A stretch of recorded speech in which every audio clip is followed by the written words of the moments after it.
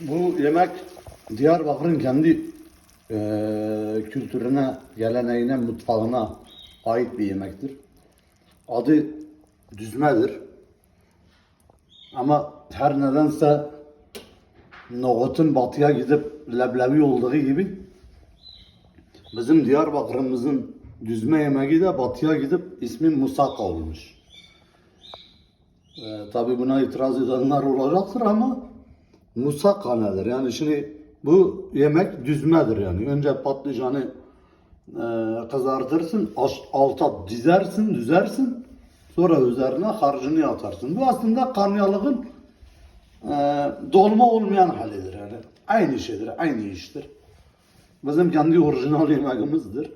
İşte kibarlaşmış, sosyetenin eline geçmiş, ismi musaka olmuş. Biraz da yabancı isme benzetmişler ki lüks lokantalarda satarlar. Muhteşem bir yemektir.